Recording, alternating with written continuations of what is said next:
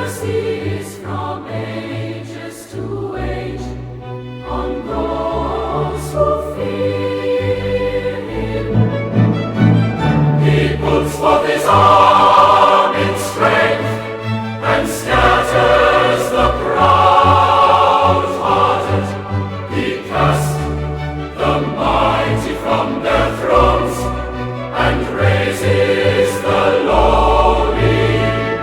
He fills the starving with good things, sends the rich away empty. He protects Israel, His servant, remembering His mercy, the mercy promised to our fathers, to Abraham and his sons forever.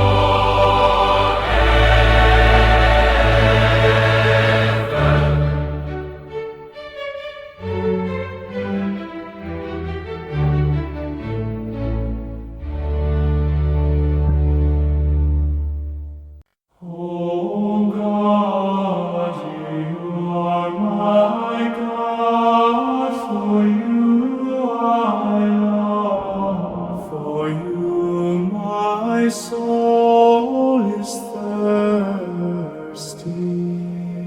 My body pines for you, like a dry, weary land without water. So I gaze on you in the sanctuary to see your strength and your glory. For your love is better than life. My lips will speak your praise. So I will bless you all my life. In your name I will lift up my hands. My soul shall be filled as with a banquet. My mouth shall praise you with joy. On my bed I remember you. On you I muse through the night. For you have been my help. In the shadow of your wings I rejoice. My soul clings to you. Your right hand holds me fast. For your love is better than life. My lips will speak your praise. So I will bless you all my life. In your name I will lift up my hands.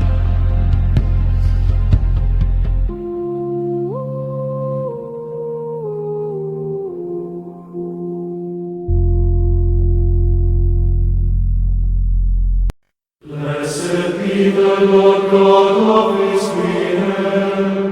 He has visited His people and redeemed them.